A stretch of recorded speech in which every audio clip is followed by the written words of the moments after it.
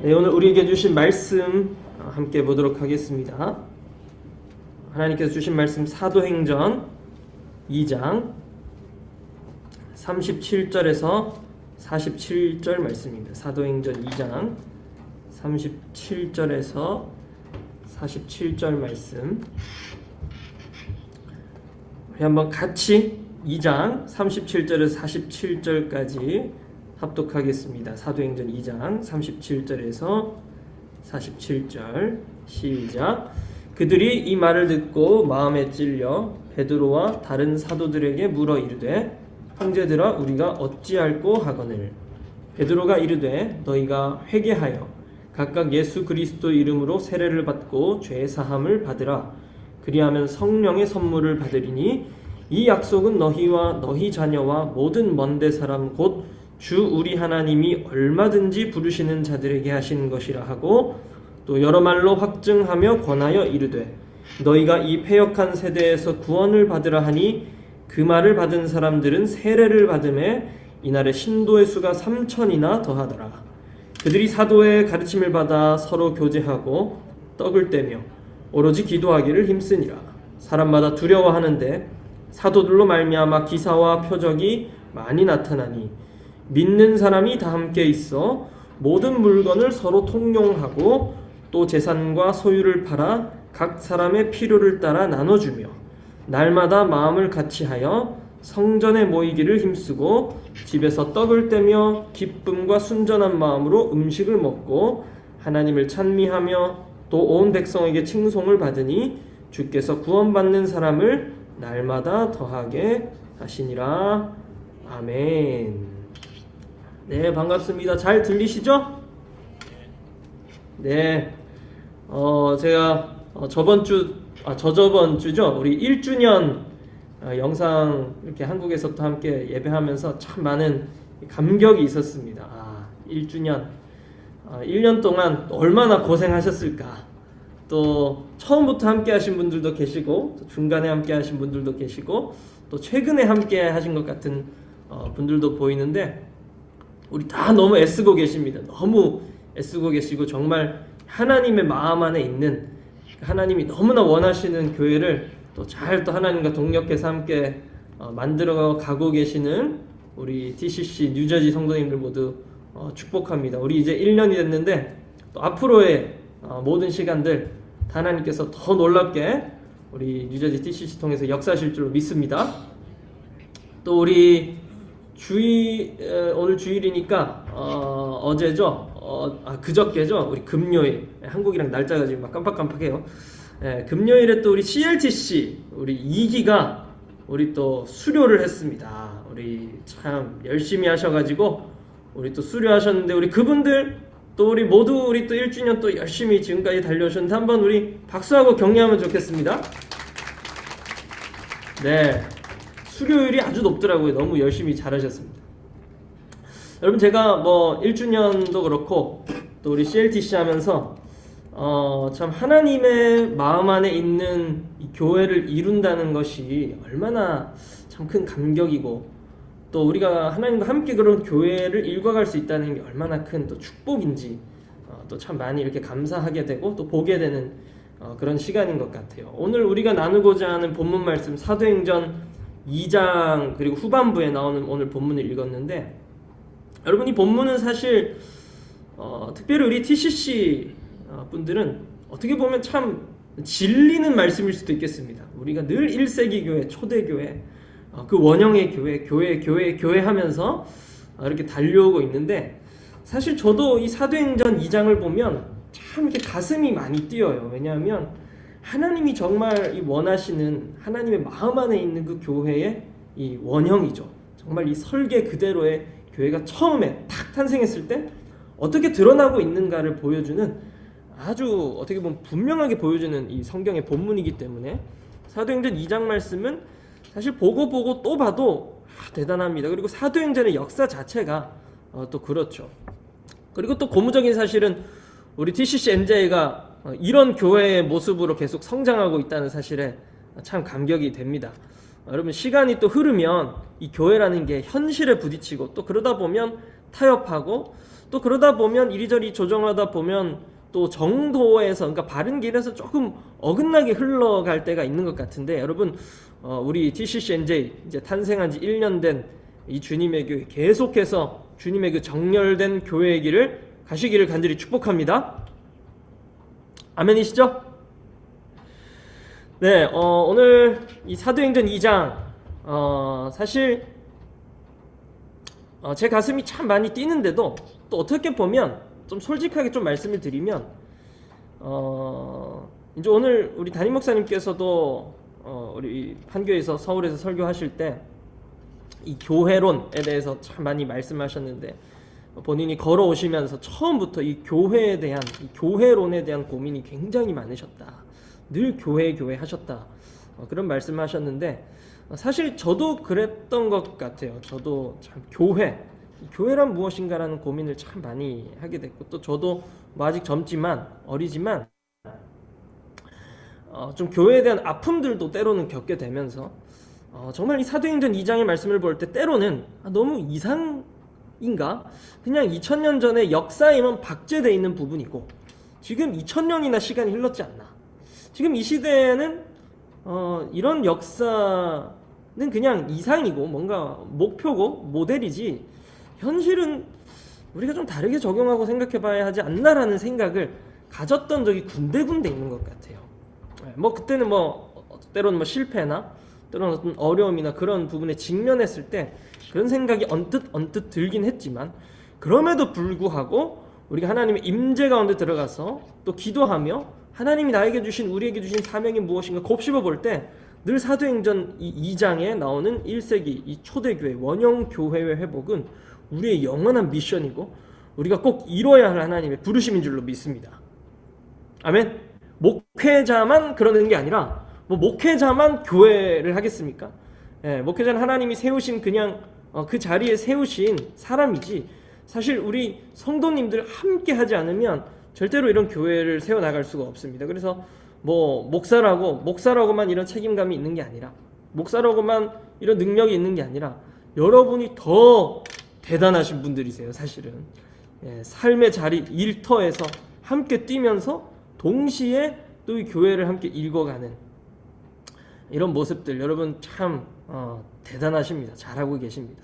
그래서 오늘 이 본문을 통해서 성령과 교회라는 제목으로 제가 좀 우리가 가져야 하는 또 교회론과 또 특별히 조금 이 교회론 중에 오늘 두드러지는 자발성이라는 좀 이 토픽을 조금 좀 딥하게 좀 다뤄보려고 해요. 우리 한번 따라해 보실까요? 자발성.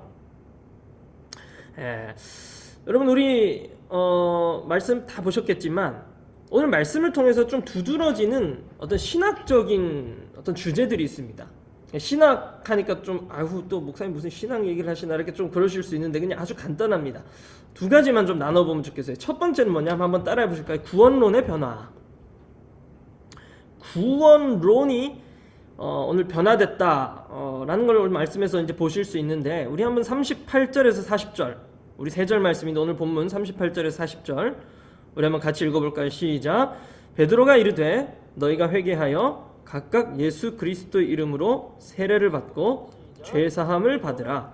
그리하면 성령의 선물을 받으리니 이 약속은 너희와 너희 자녀와 모든 먼데 사람 곧 주 우리 하나님이 얼마든지 부르시는 자들에게 하시는 것이라 하고 또 여러 말로 확증하며 권하여 이르되 너희가 이 패역한 세대에서 구원을 받으라 하니. 자, 구원론이 변화되었다 제가 말씀드렸는데 지금 사실 어떻게 보면 이 성령 마가의 다락방 임하셨던 성령의 임재 사건은 분수령입니다.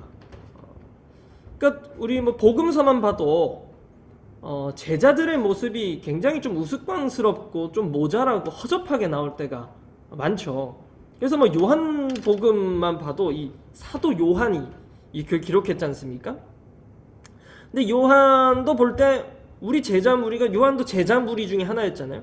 근데 요한도 볼 때 우리 제자 무리들이 이렇게 생각해 볼 때 예수님의 말을 그때 잘 이해하지 못했던 게 참 많은 것 같아. 그런 어떤 논점들을 많이 보여주는 곳들이 있어요. 마태복음도 보면 그렇죠. 마태도 제자 중에 한 사람이었잖아요. 그 다음에 누가 같은 사람들은 어떻게 보면 제자무리에 있지 않았고 좀 관찰자적인 시점에서 제자들을 보니까 좀 더 그런 것 같아요. 더 좀 웃기게 제자들 이상해라고 이제 대놓고 막 쓰는 그런 부분들도 좀 보이는 것 같고, 그래서 복음서에 예수님을 따라다닌 제자들의 모습은 어떻게 보면 굉장히 허접합니다. 예수님 3년이나 공생의 기간 동안 그렇게 제자들에게 공들이셨는데도 불구하고 그 예수님 십자가에 돌아가실 때는 뭐 아무도 뭐 없죠. 뭐 요한 정도가 예수님 부탁하셨으니까, 어머니 부탁하셨으니까 뭐 십자가 밑에 조금 대기하는 정도지. 제자들은 막 뿔뿔이 흩어져 있고, 심지어 수제자인 베드로는 막 3번이나 부인하고, 그리고 또 자기가 삐져가지고 갈릴리가 있어요. 그래서 예수님 찾아가시잖아요. 예수님 또 신방 가세요. 갔는데 막 또 뭐 이렇게 물고기 막 구워가지고 밥까지 차려줘야 돼, 예수님이. 그 정도로 지금 이 제자들의 우스꽝스러운 모습.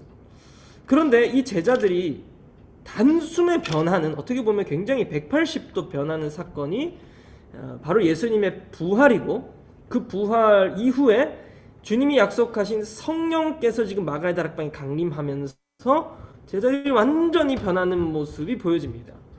자, 어떻게 변했는가? 그냥 오늘 사도행전 2장만 봐도 알 수 있어요. 베드로가, 그 냄비 같은 베드로 있잖아요. 막 뜨거울 때는 엄청 뜨겁잖아요. 또 내가 주님 끝까지 따라가겠습니다. 그래가지고 겟세마네에서는 막 칼 뽑아가지고, 그죠? 그 로마 군인 귀도 자르고 끝까지 따라갈 것 같이 하다가 또 예수님 3번 부인하고 막 도망가 있고, 나는 물고기나 잡아야겠다. 여러분, 그랬던 베드로가 오늘 사도행전 2장의 마가의 다락방에 임하신 성령 사건 이후에 바로 튀어나와서 설교를 합니다. 베드로의 어떻게 보면 첫 설교예요. 근데 이 베드로의 첫 설교에 사실 내용이 막 그렇게 막 뛰어난 것도 아닙니다. 사실 우리 한국 목사님들이 설교를 굉장히 잘하시죠. 저도 제가 신대원 다닐 때, 특별히 저희 교단이 좀 그런지 모르겠는데 신대원 다닐 때 내가 3년 동안 뭘 공부했나 생각해보면 설교 잘하기 위한 공부를 했던 것 같아요. 그냥 그게 어떻게 보면 저희 교단 한국의 장로교 통합 측인데, 장로교 통합 측의 MDB의 목표인가 싶을 정도로 그냥 뭐 마지막 3학년 때 다 설교만 하거든요. 설교를 위해서 태어난 사람처럼 그렇게 막 설교를 교육받아요. 그런데 베드로의 오늘 설교는 보면 사실 뭐 그렇게 화려한 언변이나 미사여구가 막 들어있고 예화가 들어있고 그런 설교가 아니에요. 그냥 구약의 말씀 가지고 지금 이거 풀이하면서 아주 직설적으로 지금 예루살렘 지금 이 주위에 모인 사람들한테 너희가 뭘 잘못했는지, 그리고 어떻게 이걸 해결받아야 하는지를 말해주는 설교죠. 그런데 여러분, 이 설교 이후에 어떻게 됩니까? 직후에 3,000명이 주님 앞에 돌아오는 역사가 일어납니다. 그리고 또 뭐 베드로의 3,000명 회심 사건 이후에도 이 성령의 강림 이후에 계속해서 하나님의 사람들이 예루살렘에서 막 부흥이 되는, 그래서 막 교회가 이루어지고 집집마다 하나님의 에클레시아가 서가는 모습을 우리가 보게 되죠. 이 주역이 그 허접했던 제자들이라는 거예요. 그래서 이 베드로가 뭐라고 설교를 했나? 뭐 사실 우리 모든 설교문을 다 뜯어보면 좋겠지만 오늘 특별히 구원론의 변화, 제가 첫 번째로 말씀드렸던 이 구원론의 변화, 베드로가 딱 나오자마자 얘들아, 구원론이 변화됐어. 어떻게 구원을 얻는지, 그리고 구원의 범주는 뭔지 자 들어봐 라고 얘기하는 거예요. 38절 말씀 보니까 뭐라고 얘기하냐면, 베드로가 너희가 회개하여 예수 그리스도의 이름으로 세례를 받고 죄사함을 받아라, 그리하면 성령의 선물을 받는다 이야기하고 있어요. 자, 처음 이 구원론의 변화는 뭐냐면 회개로서의 구원의 접근입니다. 우리가 이 간증, 이 회심 간증 주로 들어보면, 중생 간증 들어보면 가장 이 A 유형의 간증 있지 않습니까? 제일 많이 하는 간증. 제가 수련회 둘째 날 밤에 갑자기 번개 같은 게 하늘에서 빡 떨어지더니 제 3살 때부터 기억나지 않는 그 모든 죄들이 다 필름처럼 막 스쳐갔어요. 뭐 이런 유형의 간증 많이 들어보셨죠? A 유형 제일 많은 한 70% 이상의 이 간증. 이게 뭐냐면 우리에게 회개의 심령을 주시는 성령 하나님의 작용입니다. 그래서 회개가 없이는 결코 우리가 주님 앞에 나아갈 수가 없죠. 회개가 없이는.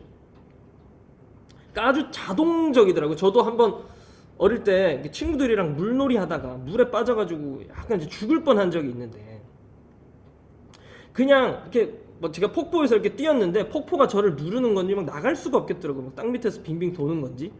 막 도는데 진짜 지푸라기라도 잡는 심정이라는 게 그때 딱 알겠더라고요. 이게 뭐라도 내가 해가지고 수면 위로 내가 올라가야 돼. 안 그러면 나 죽는다. 예. 아주 자동적으로 자발적으로 지푸라기라도 막 찾게 되더라고요. 그럼 어떻게 하다 제가 이제 살아 나왔으니까 제가 여기 있겠죠. 예. 여러분, 회개, 그러니까 성령께서 우리의 삶을 비추시고 우리 마음을 비추시고 우리 영혼을 비추시면 내 안에 해결해야 할 더러운 것들이 막 드러나는 거예요. 그때 지푸라기라도 잡는 심정으로 나아가는 것. 그런데 다른 지푸라기 잡으면 안 되죠. 정말 뭐 지푸라기가 아니라 생명줄, 정말 이 구명줄, 구명 튜브를 우리가 잡아야 하는 거예요. 그 유일한 생명이신 예수 그리스도 이름으로 세례를 받으라 이야기하고 있는 거죠. 그런데 지금 이 유대인들의 관점에서는 이게 사실 얼토당토 않은 겁니다. 왜냐하면 유대인들의 관점에서 구원론은 뭐냐면 율법을 잘 지키는 것. 그래서 뭐 바리새인이나 서기관이나 이런 높은 사람들 율법 잘 지키는 것, 거리에 나가가지고 막 홍보하고 다니잖아요. 나 율법 다 잘 지켜. 나는 11조도 잘하고 기도도 잘하고 봐라. 여러분, 그게 지금 구원론인, 그게 팽배해져 버린 구원론의 세계라는 거예요. 그 지금 유대의 그 세계에 나아가서 지금 베드로가 그 구원론을 모두 깨트리는 이야기를 합니다. 회개해라. 예수 그리스도 이름으로 죄 씻음, 세례, 침례를 받지 않는 이상은 우리에게 죄사함이 없다. 지금 이야기하는 거예요. 그래서 완전히 구원의 요건, 구원의 조건이 바뀌었음을 선포하는 설교가 바로 오늘의 설교라는 것이죠. 그리고 나서 이제 39절에 보면 구원의 이 요건뿐만 아니라 이제는 구원의 범주까지도 변하였다라는 걸 이야기합니다. 39절 보니까 이 약속은 너희와 너희 자녀와 모든 먼데 사람 곧 주 우리 하나님이 얼마든지 부르시는 자들에게 하신 것이다. 여러분, 유대인들의 구원론은 뭡니까? 자신들에게 구원이 있는 거예요. 하나님이 선택하신 선민이고 아브라함의 조상이고 이 우리 아니면은 구원이 없지 않아? 이게 당연한 이들의 세계였고 이들의 구원론이었는데 지금 이것 또한 완전히 베드로가 지금 부수는 작업을 하는 거죠. 성령께서 오시니까 이 구원론이, 새로운 구원론이 베드로에게 탁 임하고 베드로는 나가서 그걸 선포하는 겁니다. 여러분, 우리도 마찬가지입니다. 우리에게 새로운 구원, 새로운 하나님의 나라가 임하면 그것으로 나아가서 선포해야 할 줄로 믿습니다. 이게 그리스도인의 가장 기본적인 라이프 스타일이고 기본적인 과정이라는 거죠. 우리에게 회개와 그 다음에 예수 그리스도로 인한 거듭남과 그리고 더 나아가서 선포, 그 이 기이한 덕을 나아가서 선전하고 선포하는 거예요. 우리 타임스퀘어에서 정말 너무 멋지더라고요. 여러분, 그겁니다. 우리의 삶은 그게 부르심인 거예요. 뭐 요엘서 2장 28절 29절에도 보면 이미 구약인데 요엘 선지자가 하나님의 영, 그 영이 일하시는 건 뭐냐? 뭐 남종이든 여종이든 남자든 여자든 상관없다. 남녀노소 상관없다. 그리고 심지어 민족과 국가까지도 초월하는 하나님의 구원의 범주의 변화, 완전한 변화가 이제 시작되었다. 이게 하나님의 나라야 라고 이야기하는 게 지금 베드로의 설교라는 겁니다. 여러분, 그리고 40절 또 가면 굉장히 중요한 표현이 하나 있어요. 우리 한번 따라해보면 좋겠습니다. 패역한 세대에서 구원을 받으라. 지금 이런 구원의 어떤 요건의 변화와 또 구원의 범주의 변화를 설명해 놓고 40절에 보니까 베드로가 이제 여러 말로 확증을, 여러 말로 이런 것들을 막 확증하며 권하면서 이제 마지막에 다 뭐라고 이제 종결을 짓냐면 패역한 세대에서 구원을 받으라. 자, 그런데 이건 좀 입체적인 차원이 있습니다. 뭐냐면 우리가 살고 있는 시대가 상당히 굉장히 잘못된 시대이다라는 것을 말하고 나아가는 지금 베드로의 모습이에요. 마치 노아의 시대처럼 우리 다 그냥 시집 가고 장가 가고 먹고 마시고 다 살지 않냐? 근데 그게 옳은 줄 알았지? 아니야. 우리가 사는 시대는 완전히 잘못된 시대, 세대야. 이 시대, 이 세대의 이 패역한 세대에서 우리가 살고 있다. 이 패역한 세대에서 나아가서 하나님의 이 덕을 선포하는 삶을 살아야 된다라고 깔고 가는 게 지금 베드로의 구원론 설교의 요점입니다. 자, 이 말은 뭐냐면 우리가 패역한 세대 속에서 구원을 받았으면 그냥 다행이다, 맞다, 나 혼자 살았다, 이게 아니라 이제 이 세대에 대한 책임까지도 우리에게 주어졌다라는 걸 말하고 있죠. 이건 영적인 시야가 열렸다는 것이고 사명이 변화됐다는 것이고 그리고 더 나아가서 방향성이 완전히 변화됐다는 걸 의미를 합니다. 마가의 다락방에 성령께서 임하시자마자 어떤 일이 딱 두드러지게 일어나죠? 방언을 하지 않습니까?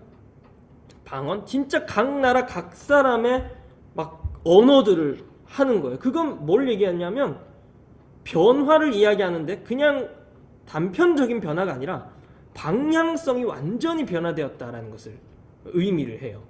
그러니까 깨뜨리는 거죠. 38절 구원론을 완전히 깨뜨리죠. 39절 구원의 요건뿐만 아니라 구원의 범주까지도 완전히 깨뜨리죠. 40절 이제 내가 사는 시대에 대한 세계관까지도 완전히 변화시킵니다. 그러면 내가 살아야 할 방향이 무엇인가 딱 답이 나오는 거죠. 우리는 이제 열방으로, 이방으로, 그리고 모든 믿지 않는 자들에게 나아가서 복음을 전해야 하구나 라는 구원론이 딱 이렇게 정리가 됐다라는 거죠. 그리고 나면 이 구원론이 정리가 되고 나니까 이 구원론, 아주 변화된 성령께서 잘 다듬으신 구원론이 딱 나오고 나니까 이제 뭐가 나오냐면, 자, 뭐가 나오게요? 한번 따라해 보시면 좋겠습니다. 교회가 나옵니다. 그렇습니다. 교회가 등장합니다. 그 교회의 모습, 우리가 그렇게 막 가슴이 두근두근 되는 그 교회가 이런 정리들을 통해서 딱 나타나는 거예요. 44절에서 우리 47절 말씀 보면 이제 두 번째로 넘어갔습니다. 구원론이 변화되었고 두 번째는 이제 교회론이 변화됩니다. 자, 그럼 이 교회, 이제 막 초대교회가 막 탁 튀어나온 20점 가운데에 지금 드러나는 특징이 뭔가 한번 뜯어보면 44절에 우리 44절 같이 한번 읽어볼까요? 시작. 믿는 사람이 다 함께 있어 모든 물건을 서로 통용하고자. 45절도 읽겠습니다. 또 재산과 소유를 팔아 각 사람의 필요를 따라 나눠주고. 자, 아주 보이는 아주 특징적인, 우리가 초대교회를 이야기할 때 모르겠습니다. 제가 한국 교회에서 이 교회론을 공부를 많이 한 사람이어서 모르겠는데 이 44절, 45절에 대한 해석을 굉장히 완화시켜서 많이 해요. 이게 뭐냐 하면 이때는 이때고 지금은 지금이지 않냐라는 거예요. 그러니까 이때는 이 사도들의 시대니까 2000년 전이니까 좀 해석이 좀 다를 수 있어. 지금이랑 이해가 다를 수 있어. 어떻게 우리 물건을 다 통용을 하냐. 그렇죠. 뭐 조금 다를 수는 있겠죠. 막 마음대로 막 핸드폰 빌려주고 마음대로 막 그냥 내 거 다 내주고 조금 이제 분별이 필요한 영역이긴 한데 그래도 우리가 생각하는 것보다는 훨씬 더 급진적인 통용이고 공유이고 내 것을 내어놓은 헌신이라는 것을 보게 됩니다. 여러분, 왜 초대교회의 특징을 지금 말하는데 2장 사도행전 2장 44절 45절이 이렇게 두 절이나 할애를 하면서 믿는 사람들이 다 자기 거 통용하고 재산과 소유를 팔아서 나눠주었다를 좀 이야기할까 제가 좀 생각해 본 적이 있어요. 그러다가 이제 눈에 탁 이제 띄었던 이 성경의 사건 하나가 탁 이제 제 눈에 발견이 되는데 이제 좀만 넘어가면 사도행전 5장에 아나니아와 삽비라 사건이 나와요. 뭐 이 지금 44절 45절 말씀을 잘 좀 보여주고 있는, 그 시대에 어떻게 좀 펼쳐졌나를 보여줄 수 있는 한 일화더라고요. 근데 제가 젊은 날에 아나니아와 삽비라를 생각했을 때 이게 인간적으로 뭐 여러분 어떻게 생각하실지 모르겠는데 저는 아나니아와 삽비라 너무 억울한 것 같아요. 그렇죠. 우리는 좀 많이 들여도 뭐 10분의 1, 10분의 2, 뭐 한 30%? 뭐 그 정도 이렇게 헌신하고 막 사는 것 같은데 뭐 당연히 시간과 이렇게 또 우리 마음은 쓰지만 이 아나니아와 삽비라 보니까 진짜 다 팔았어요. 그래서 뭐 정확한 퍼센테이지는 이야기하고 있지는 않고 있지만 보면 제가 예상했을 때 어쨌든 반 이상은 내어놓은 것 같아. 그렇잖아요. 정말 급진적인 헌신이죠. 갑자기 살다가 시대가 바뀌어가지고 막 이제 회심이 일어나고 부흥이 일어나고 그러니까 옆에 사람들도 막 헌신하고 옆에 사람들도 나눠주고 저 옆가정은 막 진짜 헌신하고 이러니까 아나니아와 삽비라도 보기에 나도 좀 그래야 될 것 같아. 그래가지고 진짜 집 팔고 막 했다는 거예요. 근데 결과는 어떻게 되죠? 둘 다 죽어요, 이 부부가. 왜 그럴까? 제가 이 사실을 아주 골똘히 고민하다가 한 아주 중요한 원리를 깨달았습니다. 일단 첫 번째는 이제 저희가 이제 추측해 보건데 아나니아와 삽비라도 분명히 그 어떤 부흥의 현장 안에 있었을 거라 생각이 돼요. 그러니까 이들이 그런 용의를 펼쳐서 뭐 자기 재산도 다 팔아가지고 사도들 발 앞에 내어놓죠. 그런데 이 어떤 트렌드와 시류에 밀려서 그 문화, 그냥 교회와 어떤 공동체 문화에 밀려서 자발성이 아닌, 자의가 아닌 타의와 어떤 그런 어떤 흐름에 따라 왜냐하면 정말 즐거움과 헌신과 자발적인 성질이 아닌, 사도행전 5장에서 힌트를 주기로는 얼마는 내어놓고 얼마는 감췄다라고 말하고 있거든요. 그러니까 이 사람들 마음 안에 인색함이 있었다는 거예요. 억지가 있었다는 거예요. 여러분, 이렇게 급진적으로 안 해도 하나님 분명히 우리를 사랑하시고 우리를 다 인정하시는 분이십니다. 우리가 조금밖에 내어드릴 수 없는 우리의 모든 환경과 여건과 우리의 상황들까지도 하나님 다 아세요. 그런데 아나니아와 삽비라는 그런 어떤 자발성이 아닌 트렌드와 시류에 밀리고 인색함과 억지 안에서 많은 걸 드렸을 수는 있겠지만 결국 그게 베드로가 평가하기에, 사도들이 평가하기에는 성령을 속였다라고 이야기하고 있거든요. 그러니까 여러분, 조금 내더라도 인색함이나 억지가 아니라 진짜 내 마음을 담아서 하나님께 드리시길 축원합니다. 많이 내도 인색함이나 억지나 그 안에 성령을 속이는 내 마음의 자발성이 아닌 그 외의 것들이 섞여 있다면 그거 진짜 무용지물일 수도 있다는 걸 이야기하는 거예요. 그러니까 지금 이 초대교회에 굉장히 드러나는 이 물질만 봐도 굉장히 드러나는 이 특징 중 하나가 뭐냐면 자발성이라는 거죠. 성령께서 임하시니까 그 내 안에 있는 자의와 자발성, 자유의지라고 하죠. 내 자유의지를 기쁨으로 사용해서 하나님께 드리는 그 마음들이 막 일어났다는 게, 그게 교회라는 거죠. 그리고 우리 46절도 보면, 46절 한번 읽어보겠습니다. 시작. 날마다 마음을 같이하여 성전에 모이기를 힘쓰고 집에서 떡을 떼며 기쁨과 순전한 마음으로 음식을 먹고. 네, 계속 자동적으로 일어나는 일을 지금 이야기합니다. 여러분, 이 시대에 이 베드로가 막 3,000명 회심하고 5,000명 회심하고 뭐 이렇게 수천 명, 수만 명이 막 몰려오니까, 야, 우리 어떻게 하지? 안드레 어떻게 하면 좋냐? 야, 빌립 어떻게 하면 좋겠어? 그래가지고 막 모아가지고 막 조직을 짜가지고, 야, 3,000명 5,000명 다 오세요. 조직 짜가지고 여기는 뭐 어디, 뭐 여기는 어디, 뭐 여기는 예루살렘 뭐 북부 이래가지고 막 조직을 짜가지고 여기는 A셀, 여기는 B셀, 여기는 C셀 이렇게 꼭 모이세요. 모여가지고 꼭 보고서 내고 내가 매뉴얼 줄 테니까 그거 따라하고, 지금 이렇게 하는 게 아니었다라는 거예요. 그냥 교회가 탁 펼쳐지는 순간 자발적으로, 자동적으로 자의에 의해서 날마다 마음을 같이하여 모이고 식사하고, 그 식사가 뭐겠습니까? 늘 주님을 기리고 교제하고, 또 그러다 보면 나눔이 일어나고 또 교제하고 중보하고 힐링하고 예배하고, 그 모임이 바로 이 초대교회 1세기 교회의 모습이었다라는 거죠. 여러분, 그러니까 정말 지금 자동적이고 자발적으로 좀 일어나는 하나님의 일에 우리가 좀 초점을 두자는 겁니다. 마태복음 16장 18절 19절, 우리 이 말씀도 잘 아시죠? 우리 이 말씀 한번 같이 선포하면서 읽어보겠습니다. 시작. 또 내가 내게 이르노니 너는 베드로라. 내가 이 반석 위에 내 교회를 세우리니 음부의 권세가 이기지 못하리라. 내가 천국 열쇠를 내게 주리니 내가 땅에서 무엇이든지 매면 하늘에서도 매일 것이요 내가 땅에서 무엇이든지 풀면 하늘에서도 풀리리라 하시고. 제가 이 교회 사이의 흐름을 보면서 굉장히 좀 오늘 지금 우리가 자발성에 대해서 제가 특별히 좀 많이 좀 초점을 두고 이야기를 나누고 있는데, 이 자유주의 신학 안에서는 교회를 어떻게 생각하는가에 보고 참 놀랬던 적이 있어요.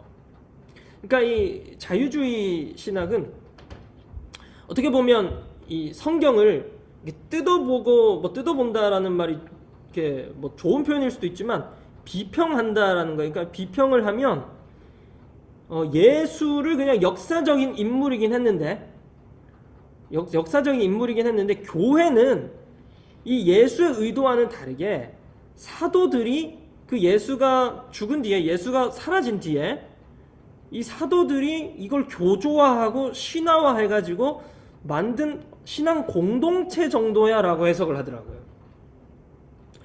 근데 제가 그런 어떤 뭐 자료들을 보면서 계속 아닌데 마태복음 16장 예수님이 그렇게 교회에 대해서 뚜렷하게 말씀하셨는데 라는 생각을 지울 수가 없었어요. 여러분 아니죠.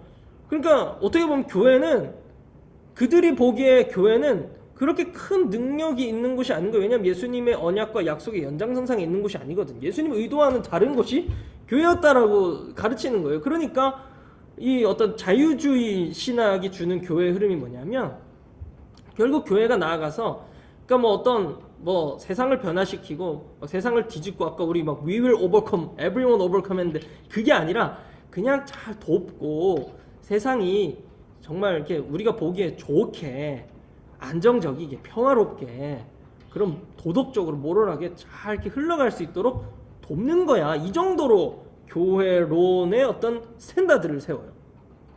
그러니까 뭐 교회에서 중요한 게 뭐 구제, 선교도 뭐 어떤 영적 전쟁 차원의 어떤 영적인 차원의 선교가 아니라 그냥 어떤 한 민족을 도와주는 거, 뭐 한 민족이 잘 살 수 있도록 인프라와 기반 시설들을 잘 마련해주는 선교 이런 쪽으로 이제 뭐 다 말하자면 끝이 없겠지만 그냥 단편적으로 보면 그렇게 이제 번져가기 마련인 거죠. 그런데 참 어떻게 보면 이 시대가 안타까운 게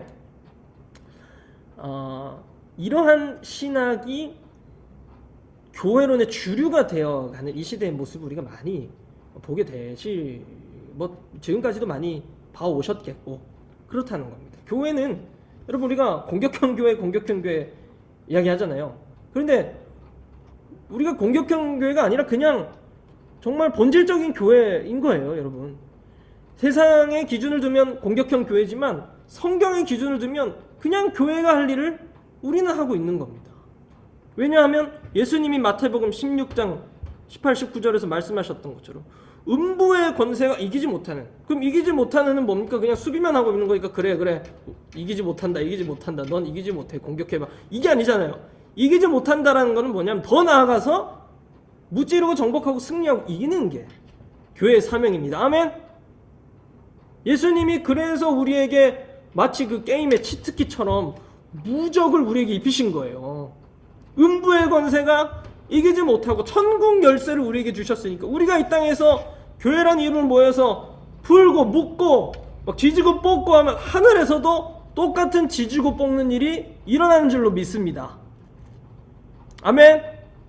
그래서 우리의 기도로 버겐 카운티와 미국 동부와 이 온 열방과 이 대한민국 땅을 풀고 묶고 지지고 뽑는 역사가 우리 TCC NJ의 역사가 되기를 간절히 축복합니다. 교회는 예수님이 분명 설계하셨고 언약하셨고 약속하셨어요. 그리고 그 성령을 기다리면 그 성령에 의해서 구원론의 변화와 그리고 뭐 여러 뭐 제가 좀 신학의 지금 범주에 한해서 지금 이야기를 드리는 거기도 한데 구원의 변화와 함께 교회론이 변화되면서 사실 모든 것들이 다 변하는 겁니다.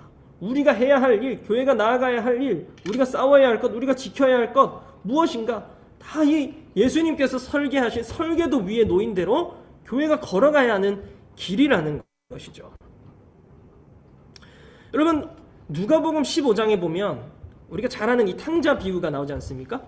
그래서 이 탕자 비유도 보면 15장 1절 2절에는 이 예수님이 지금 이 탕자 비유를 어떤 자들에게 말씀하고 계신가 잘 나와 있어요. 1절에는 보면은 세리와 죄인들, 그러니까 한 무리는 세리와 죄인들이었고 또 한 무리에는 높은 자들 있지 않습니까? 뭐 서기관, 바리새인들 그런 사람들이죠.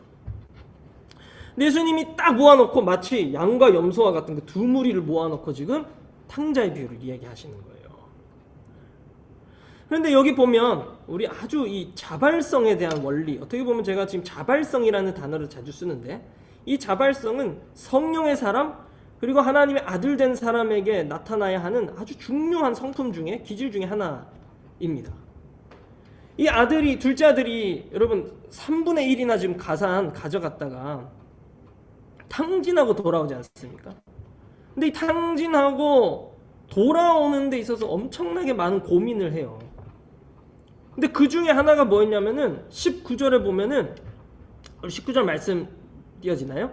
19절 보면은 지금 이 아들이 어떤 이야기를 하냐면, 이제 가산을 다 탕진했어요.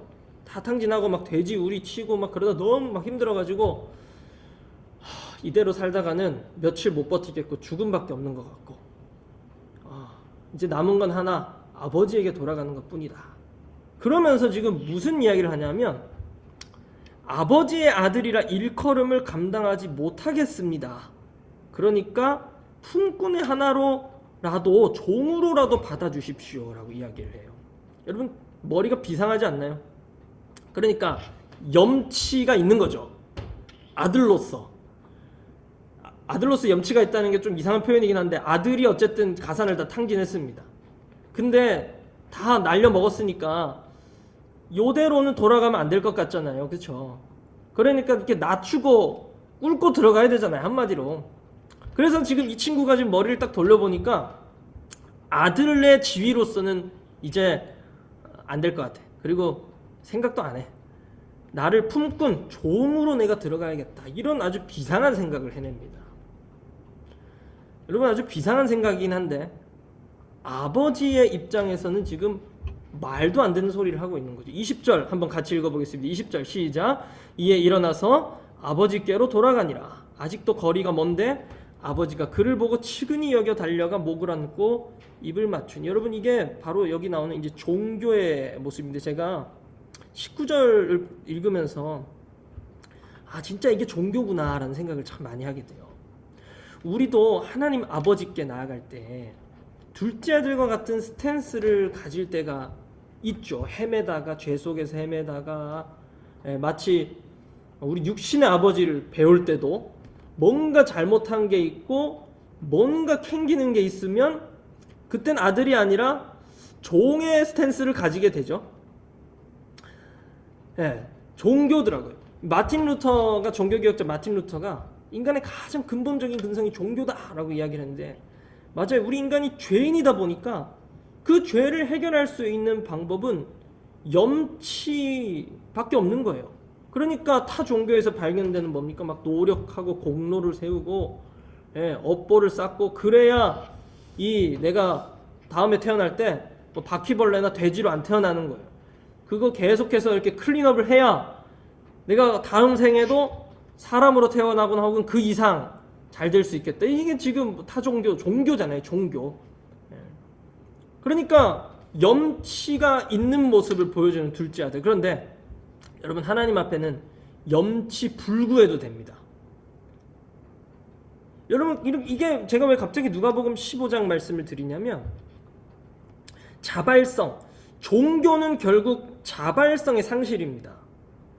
그러니까 내가 구원받기 위해서, 구원을 얻기 위해서 뭔가를 해야 하는 타의가 내 안에 존재하게 되죠. 타력이. 자발성, 자의에 의해서 한다고 포장되지만 결국 그건 뭔가 처벌을 피하기 위한, 뭔가 뭐 벌을 피하기 위한, 혹은 상을 얻기 위한 노력이죠. 그건 복음이 아니고 종교입니다. 그런데 복음은 무엇이냐? 염치불구하고 하나님 앞에 나아갔을 때 얻는 그 기쁨, 그것이 쌓이면 하나님과 나와의 관계는 정말 자발적인 이 자발성이라는 게 계속해서 굴러갈 수 있는 진짜 하나님 아버지와 아들의 관계로 흘러갈 수밖에 없다는 거예요. 여러분 제가 이렇게 청년 사역할 때 이렇게 수련회나 스쿨 이렇게 하면 이렇게 축사 사역을 하지 않습니까? 축사 사역이 이렇게 일어나면, 모르겠습니다. 제 짧은 경험이긴 한데, 이제 저한테 굉장히 힘들었던 몇몇 친구가 있었는데, 이 친구들에게서 공통적으로 발견됐던 게 뭐냐면 종교의 영이었어요. 종교의 영. 그러니까 불교권 이렇게 좀 엄마 아빠나 이렇게 뭐 집안이 불교권이었던 친구도 있었던 것 같고, 어쨌든 그 종교의 영의 그 이렇게 핵심이 뭐였냐면 자기 의입니다. 그러니까 괜찮아, 이 친구들 굉장히 뻔지르르 해요. 교회 생활도 잘해요. 굉장히 행실도 좋아요. 뭔가 잘하는 것 같아. 그리고 막 말도 잘하고 포장도 잘하고. 그런데 영적인 세계에 들어가면 이게 그러니까 뭐라 해야 될까? 굉장히 정상적이어 보이는 이 모습이죠. 그러니까 금방 자기 의의 스탠스로 금방 다시 리턴을 하는 거예요. 하나님 앞에서는, 하나님 아버지 앞에서는 안 그래도 되는데, 여러분 기독교를 그냥 종교로 믿어도 심지어 목사 되고 장로 되고 권사 될 수 있어요.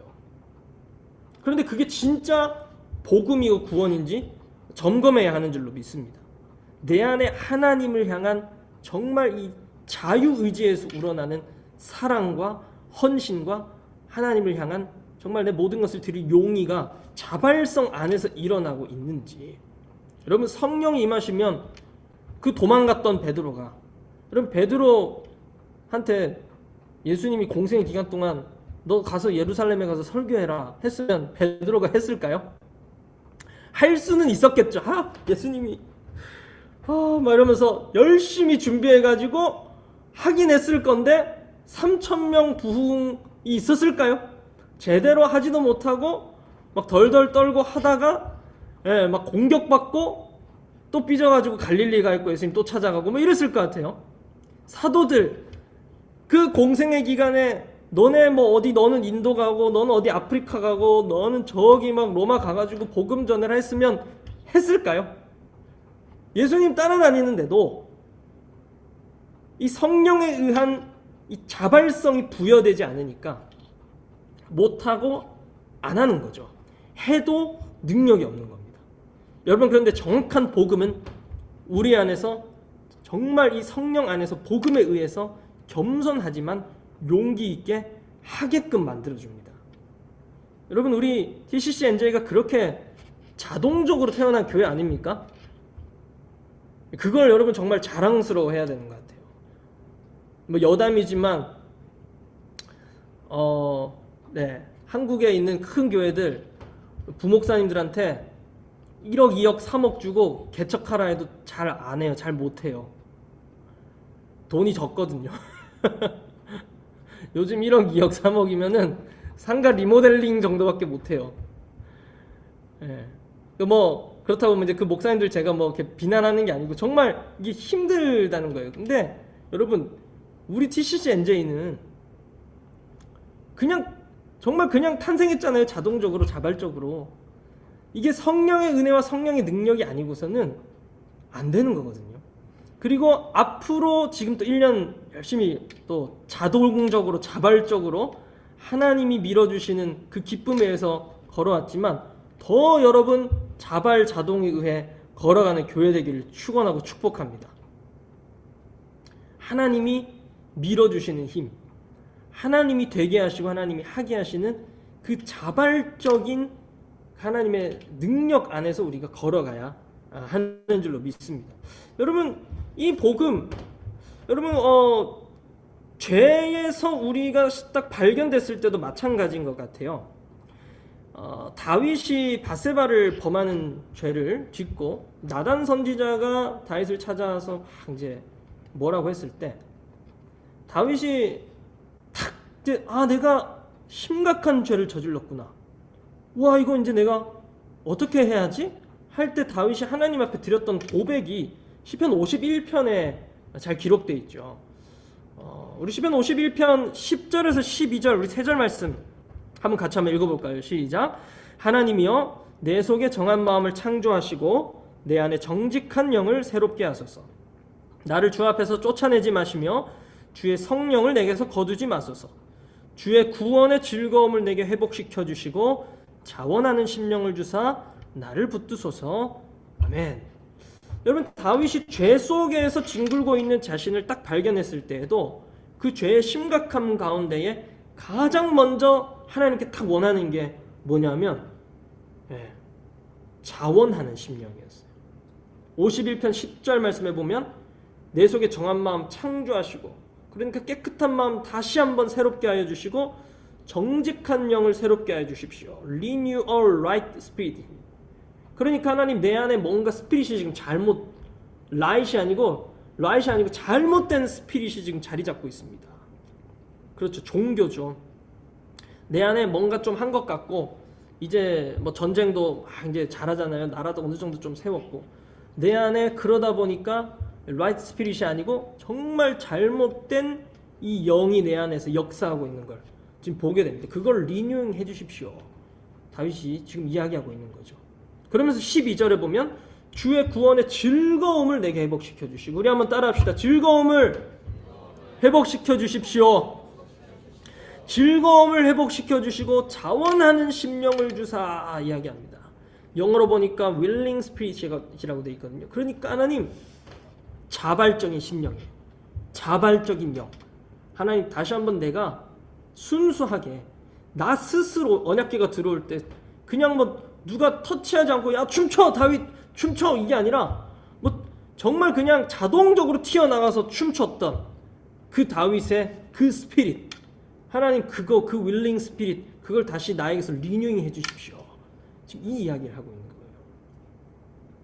여러분 죄 속에서 뒹굴 때 혹은 또 마찬가지입니다. 우리 인생의 모든 문제 속에서 여러분 이 윌링 스피릿이 리뉴잉 되길 축원합니다. 자원하는 심령.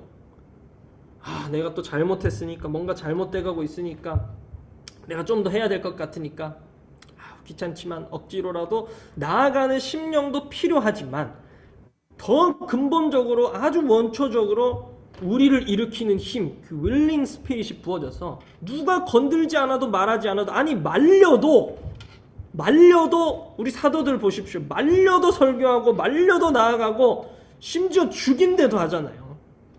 이 윌링 스피릿이 오늘 임할지어다.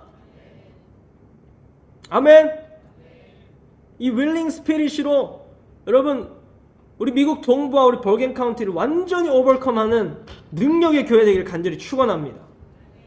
1세기 초대교회를 보십시오. 여러분 모여라 막 이게 뭐 구조적으로 만들어 놓고 막 보고하고 챙기고 이게 아니었다는 거예요. 성전도 없잖아요. 뭐 제사장 뭐 이런 거 없잖아요. 그냥 두세 사람의 모임에 임하신 성령의 능력, 그것으로 그들이 모였을 때 그 자체가 능력이고 그 자체가 예루살렘을 뒤집어 놓고 유대뿐만 아니라 사마리아뿐만 아니라 온 유럽을 뒤집고 온 세계를 뒤집는 하나님의 능력이 되었다는 것입니다. 여러분 오늘 이 자발성으로 성령께서 주시는 윌링 스피릿으로 일어나 온 세계를 경영하시는 하나님의 아들들 될지어다. 아멘. 우리 시편 110편 3절 말씀 같이 한번 선포하면서 읽을까요? 시편 110편 3절 말씀 띄어지나요? 제가 읽겠습니다. 시편 110편 3절. 주의 권능의 날에 주의 백성이 거룩한 옷을 입고 즐거이 헌신하니 새벽 이슬 같은 주의 청년들이 주께 나오는도다. 제가 이 말씀 정리하면서 옛날에 그 소리엘이라는 팀의 아주 옛날 90년대 팀인데 새벽 이슬이라는 이 찬양이 있어요. 그래서 오랜만에 들었는데 너무 좋더라고요. 이렇게 찬양을 그냥 말씀으로 이렇게 만들었더라고요. 근데 거기 보면 뭐 말씀에도 나오는 것이지만 주님의 청년들이 거룩한 옷을 입고 자발적으로 헌신한다라는 어떤 그런 의미로 계속 찬양이 반복돼요. 여러분 오늘 자발적으로 일어나 새벽 이슬같이 정말 신선한 아주 프레시하고 정말 깨끗한 주의 청년들, 나이에 상관없이 춘추에 상관없이 여러분 남녀노소에 상관없이 모두 주의 새벽 이슬 같은 청년들 되시길 간절히 축복합니다.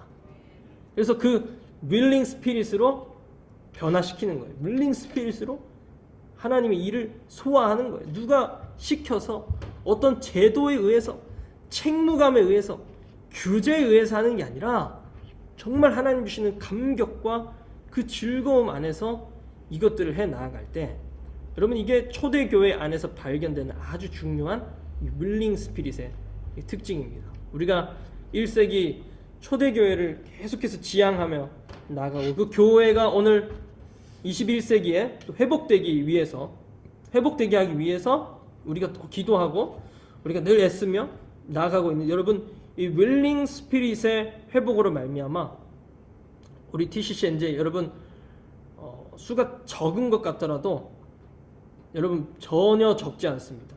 이 윌링 스피릿을 가진 한 사람의 능력이 오늘 보십시오. 3,000명, 5,000명 뒤집어 놓잖아요. 그리고 오늘 우리 담임 목사님께서도 우리 원 뉴맨 설교하시면서 이스라엘에 대해서 말씀하셨는데 제가 그 말씀 들으면서도 우리 TCC NJ는 진짜 대단하다. 우리 이스라엘 전문가도 계시고 우리 강전도사님, 제가 미국 가면 이스라엘 과외를 좀 받아야겠어요. 막 또 이스라엘에 대한 맨데이시 이렇게 계속해서 교회 안에 늘 이렇게 넘쳐나는 그런 교회. 여러분 이스라엘도 보면 이스라엘이 돌아오라 타력에 의해 돌아올 것 같습니까? 이 윌링 스피릿이 아니면 절대 돌아올 수 없는 민족이에요. 자기가 하겠다는 것만 하잖아요, 막. 윌링 스피릿. 근데 우리 그걸 그 윌링 스피릿을 그들에게 일어나게 하기 위해서 성경이 하나님이 설계해 놓으신 또 방식은 무엇이냐? 우리가 윌링 스피릿으로 일어나서 우리가 막 주님 정말 원하고 막 우리에게 부흥이 임하고 우리가 하나님 나라 막 정말 이렇게 진격전 해나갈 때 그들 안에 시기가 일어나는 거예요. 윌링 스피릿. 야, 우리도 이제 저 흐름에 참여하자. 우리도 주님 오실 길 예비하자. 우리가 오늘 이 사도행전 2장의 베드로의 설교처럼 우리가 예수를 십자가에 못 박았다. 그래, 우리도 회개하고 주님 앞에 돌아가서 먼 누맨, 정말 이 성경이 말하는 가장 궁극적이고 이상적인, 가장 결론적인 이 완전한 교회를 이루자라는 이 자발성, 이 윌링 스피릿으로 유대인과 이방인과 온 세계, 온 교회가 하나 될 줄로 믿습니다. 여러분, 말씀의 결론입니다. 오늘 우리가 싸워야 할 우리 삶의 여러 가지 모습들이 또 발견되는 것 같아요. 여러 가지 종교의 모습들이 있을 수 있고, 여러 가지 책무와 규제에 의해서 움직이는 모습들이 있을 수 있고, 여러분 예배팀 준비해 주시면 좋겠어요. 또 우리 안에서 발견되는 부르심의 문제도 마찬가지인 것 같아요. 누가복음 15장 보니까 우리의 부르심에 대해서 주저하게 만드는 여러 표현들이 나오는데, 둘째 아들이 지금 나를 품꾼의 하나로 봐주세요. 내가 좀 부족하고 내가 많이 죄 속에서 뒹굴고 내가 지능 많이 묻어가지고 부르심을 완벽히 이룰 수는 없을 것 같습니다. 언약을, 하나님 내게 주신 언약을 내 자격 미달로 인해서 이룰 수는 없을 것 같아요. 한 반 정도만 할게요 라고 생각하게 하는 그 종교의 영, 잘못된 스피릿이 오늘 예수의 보혈로 인해서 십자가의 능력으로 완전히 떠나갔음을 선포합니다. 여러분, 그래서 부르심에 대해서 주저하고 있는 분들이 또 오늘 이 말씀 통해서 일어서시길 간절히 축복해요. 베드로 보세요. 얼마나 흠이 많습니까? 다윗도 보십시오. 밧세바를 범한 그 현장에서 염치불구하고 자원하는 심령, 즐거움을 회복시켜 주세요 라고 지금 막 이야기를 하잖아요. 그 예수님이 왜 누가복음 15장 이 말씀을 세리와 죄인들 vs 그 바리새인과 서기관들 이렇게 이야기를 하셨을까요? 완전히 대비되는 이 첫째 아들 그룹과 둘째 아들 그룹 딱 대비시키면서 이야기하시잖아요. 그런데 결국은 그 첫째 아들 그룹과 둘째 아들 그룹이 윌링 스피릿으로 하나 돼야 한다는 거죠. 그래서 아버지도 이 첫째 아들 누가복음 15장에 설득할 때 늘 이 윌링 스피릿을 기대하면서 이야기를 해요. 야, 우리가 당연히 즐거운 거 아니냐. 이 아들 돌아왔으니 즐거워해야 돼. 너는 원래부터 아들이었고 넌 아직도 내가 너무 사랑하는 아들이야. 이 윌링 스피릿으로 하나 되게 하시는 하나님의 마음이라는 거죠. 여러분, 오늘 이 모든 종교의 영들이 떠나가고 하나님이 주시는 복음과 완전한 자발성으로 일어나시길 간절히 축복합니다. 그리고 그건 성령에 의해서만 가능한 줄로 믿습니다. 그래서 오늘 이 교회 가운데에 우리 모든 사랑하는 성도님들 10년 가운데 가정 가운데에 이 성령의 임재와 성령의 강력한 능력이 임하여서 오늘 이 윌링 스피릿 되게 하시고 일어나게 하시고 헌신하게 하시는 은혜가 넘쳐나서 하나님의 나라 완전하게 이루는 하나님의 사람들 또 교회들 다 되시기를 간절히 축복합니다. 아멘. 우리 함께 자리에서 일어나서 우리 기도하겠습니다. 우리 두 손을 한번 들고 우리 기도하면 좋겠습니다. 여러분, 오늘 다윗의 심령과 같은 심령을 가진 분들이 있을 수도 있고, 또 베드로의 심령과 같은 심령을 가지신 분들이 또 있을 수 있겠고, 또 혹은 이 누가복음 15장에 나오는 둘째 아들과 같은 심정을 가진 분들이 또 있을 수도 있겠습니까? 여러분, 적용은 성령께서 주시는 그 조명 아래서 하시되, 여러분, 요지는 이거 하나입니다. 하나님, 내 안에 자원하는 심령을 주십시오. 나를 하나님 아무 조건 없이 나를 정말 염치불구하고도 그 하나님의 아들의 자리에 부르신 그 하나님의 마음에 따라 주님, 오늘 자원하는 심령을 내게 부어주셔서 오늘 베드로처럼 일어나 하나님의 말씀을 선포할 때에 하나님 선포하는 곳마다 3,000명 5,000명 돌아오는 복음의 역사가 있게 해주시고, 심지어 죄 중에 있을지라도 다윗처럼 그 자원하는 심령을 구했을 때에 다시 한번 내 안에 그 기쁨이 회복되는 주님 놀라운 역사를 회복해 주십시오. 그리고 하나님, 자격과 상관없이 둘째 아들과 같은 나를 부르시는 주님, 하나님, 더 이상 품꾼이 아니라 품꾼과 같이 여겨져야 하는 그 염치가 아니라 하나님 앞에 나아가 당당하게 아들의 권세로 회복될지어다. 우리 말씀을 적용하며 성령 하나님, 그 마가의 다락방에 임하셨던 성령 하나님, 오늘 역사하여 주시옵소서. 우리 주여 한번 외치고 우리 기도하며 나가겠습니다. 주여, 예 주님, 오늘 마가의 다락방에 임하셨던 그 성령님, 주님 베드로를 일어나게 하셔서 주님 말씀을 선포할 때에 주님 아버지 모든 유대인들의 심령을 변화시키시고 3,000명 5,000명 주님 앞에 돌아오게 하신 그 주님의 능력을 찬양하니, 예 주님, 오늘 우리에게 주님이 윌링 스피릿을 주님 부어주십시오. 자발적인 심령을, 자원하는 심령을 주님 부어주셔서 주님 오늘 그 자리에서 일어나 책무가 아닌, 규제가 아닌 주님 자원하는 심령으로 주님 앞에 나아가는 역사하여 주시옵소서. 예 주님, 성령님 오늘 마가의 다락방에 임하셨던 것처럼 그리고 오늘 우리 유저지 성리 현장 가운데에 그리고 유튜브에 대한 모든 신분을 가운데 자리 잡아다 이런 역사해 주셔서 하나님의 자연적인 역사, 자연적이고 자발적인 심령을 주님 부어주십시오. 네 주님, 부어주시길 간절한 성령으로만 가득한 그 역사, 성령으로만 가능한 그 역사를 우리 안에 회복시켜 주시옵소서. 예 주님, 예 주님, 우리에게 임하여 주셔서 마가의 다락방에서 일하셨던 그 성령 하나님 역사가 그대로 주님 이곳에 일어나게 하여 주십시오. 예 주님, 우리가 주님 앞에 주님 우리의 제발로 나아가 그 윌링 스피릿으로 나아가 그 회복되어 다스리는 주의 역사, 주의 아들 되는 역사 주님 부어주시옵소서. 예 주님, 우리에게 지켜주시옵소서. 예 주님, 정직한 영을 새롭게 하시고 영원한 심령을 주님 부어주십시오. 예 주님, 오늘 주님 앞에 윌링 스피릿으로 나아갑니다. 윌링 스피릿에 여러분에게 증가시켜 주십시오. 증가시켜 주십시오. 이 시간에 우리 하나님이 특별히 저에게 감동 주시는 부분이 있습니다. 우리 부르심의 문제 가운데에 혹시 걸려 있거나 잠깐 멈춰 있거나 주저하고 있거나 혹시 타협하고 있는 부분들이 있다면 오늘 주님 앞에 우리 마음을 더 심령을 열어놓고 주님 앞에 나아가기를 축원합니다. 윌링 스피릿, 하나님, 우리가 이 부르심의 문제 가운데서 자유하게 하여 주십시오.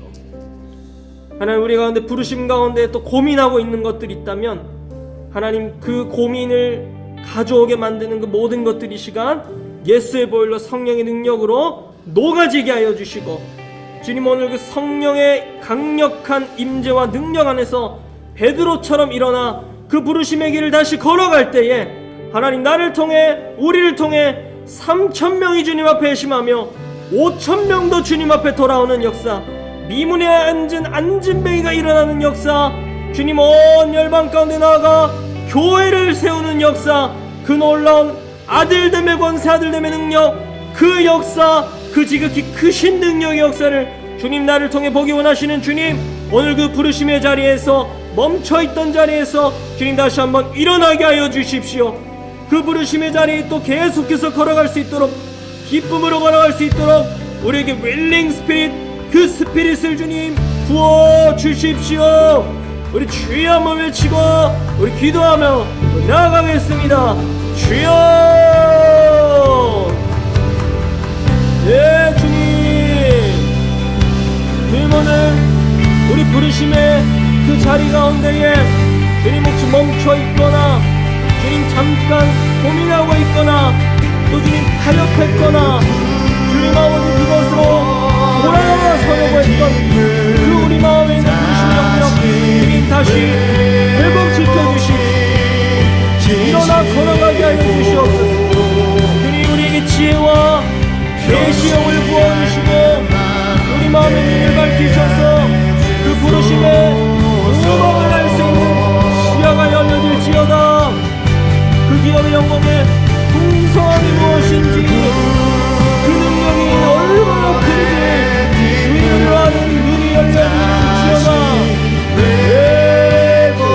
모든 종교의 영은 이 시간 예수 이름 앞에 떠나가게 하여 주시며, 주님, 오늘 성령께서 세우신 그 교회, 그 놀라운 교회가 어떻게 자연적으로 자동적으로 세워졌는지 주님, 우리가 알며 나아가 주님의 DCC 유전과 이 자발성으로 주님이 자유함으로 주님 아버지 주의 길을 지속하며 걸어갈 수 있는 부르심의 교회 되게 하여 주시옵소서.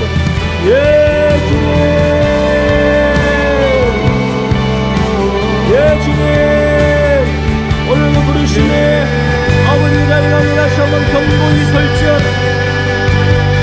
그 부르심의 자리 가운데 다시 한번 견고히 설지어다.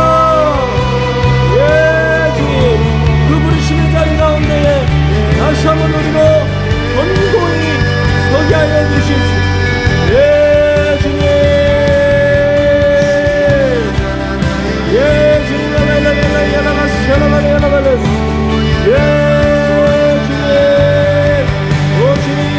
우리는 그 자리 가운데, 부르심의 자리 가운데 견고하게 서게 하여 주십시오.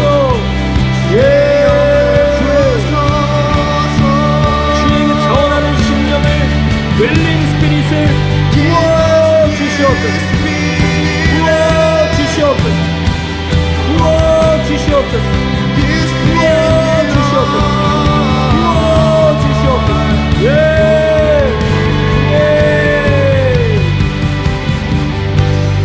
마지막으로 우리 한 번 더 기도할 때는 우리 특별히 우리 뉴저지 더크로스를 위해서 기도하면 좋겠습니다. 하나님께서 정말로 사도행전의 교회처럼 자동적으로 아주 자발적으로 주님께서 일으키시고 탄생시키셨습니다.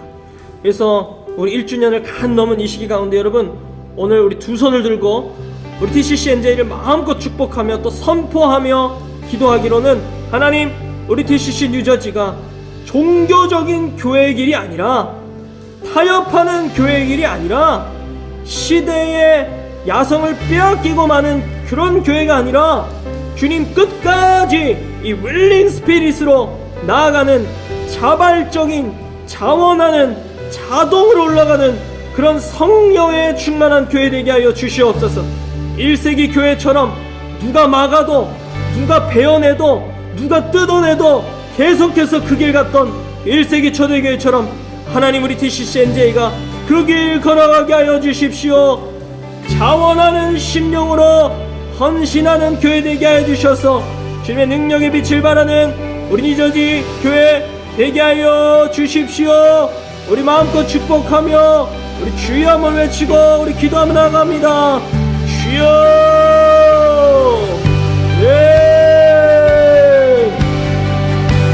예. 우리 DCCNJ를 축복합니다. 주님이 세우셨고 주님이 일으키셨고 주님이 지금까지 이 교회를 이끄셨사오니 아버지 하나님의 교회가 끝까지 주님 아버지 스피릿을 잃지 아니하고 아니 오히려 강화되어서 늘 자원하는 심령으로 돌진하는 공격형 교회가 될지어다. 예 주님, 예 주님, 그 자원하는 심령으로 그 길 걸어가는 교회 되게 하여 주시옵소서. 주님 그리하여서 하나님 모든 종교에 얽매여 있고 아버지 하나님 모든 비진리와 복음이 아닌 것에 얽매여 있는 하나님 아버지 믿는 자들과 교회들을 자유케 하는 그 능력의 교회 공격형 교회 될지어다. 예 윌링 스피릿을 주님 우리 교회 가운데 더 주님 부어주십시오. 예 주님, 예 주님, 그 심령을 오늘도 강화시켜 주시고 증가시켜 주시고 오늘 우리 그 그리스도신 유전이 가운데에 그 주님의 영광을 보기 원합니다라고 자원하며 주님 헌신하며 나아가는 새벽의 이슬과 같은 주의 교회로 음부의 권세를 다하는 주의 교회로 일어나게 하여 주시옵소서. 예 주님, 오 주님, 예 주님 하나님 아버지 하나님 그 순자들을 좀 붙들어 주시옵소서. 하나님 너무나 감사합니다. 우리 DCC 뉴저지를 하나님 그 어떤 인간의 계획이나 어떤 조직적인 어떤 움직임이 아니라 정말 성령께서 1세기 초대교회처럼 아주 자발적이고 하나님이 원하시는 그때의 가장 정확한 방향에 의해 일어나게 하신 주님 너무나 감사합니다. 하나님 우리가 1세기 초대교회의 영광을 보기 원합니다. 그 누가 뜯어내려고 해도 그 누가 베어내려고 해도 그 누가 막으려고 해도 막지 못했던 그 윌링 스피릿으로 나아갔던 1세기 초대교회의 모습처럼 하나님 우리 DCC 뉴저지의 앞으로의 모든 걸음이 그러한 교회의 걸음 되게 하여 주십시오. 하나님 우리 개인의 심령에도 마찬가지입니다.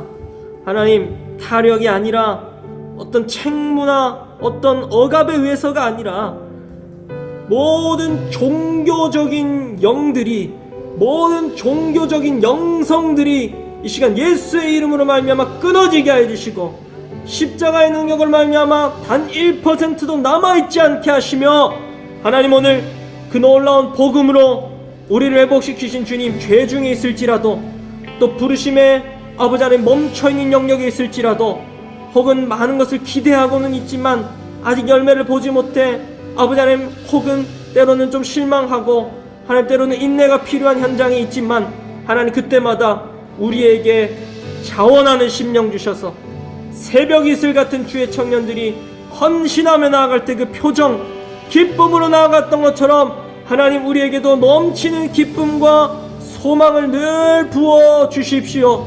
그리하여서 어떤 자리에 있든지 일어날 수 있는 능력을 부어 주시고 하나님 마가의 다락방 임하셨던 성령 하나님 베드로를 일으키셔서 그 실패의 사도가 이제는 부흥의 사도가 되게 하셨던 것처럼 하나님 우리를 그 부흥의 능력의 사람들로 하나님의 사람들로 하나님의 아들들로 살리는 자들로 사용하여 주십시오. 지혜와 계시의 영을 주셔서 하나님을 알게 하시고 눈을 밝히시고 기업의 영광의 풍성함을 알게 하시고 그 능력의 지극히 크심을 주님 알게 하여 주시기를 원합니다. 자원하는 심령으로 나아갈 때에 주님 우리를 통해서 놀라운 역사를 행하실 주님 찬양합니다. 이제는 우리 주 예수 그리스도의 은혜와 하나님 아버지의 놀라우신 그 사랑과 특별히 마가의 다락방에 임하셔서 자발에 의해서 자원에 의해서 교회들이 세워지게 하시고 그 교회를 통해서 오버컴 하신 그 성령 하나님의 놀라운 능력과 권세와 영광이 오늘 1세기 교회를 회복하며 나가길 원하며 특별히 자원하는 심령으로 일어나기 원하는 우리 모든 이곳에 있는 우리 뉴저지 더크로스 모든 사랑하는 성도님들의 머리 위와 가정과 모든 사업장과 기업과 머무는 곳들과 특별히 또 여기 유튜브로 우리 또 예배하고 있는 모든 성도들의 심령 가운데에 삶 현장 가운데에 이제로부터 영원까지 함께 하시기를 간절히 축원하옵나이다. 아멘.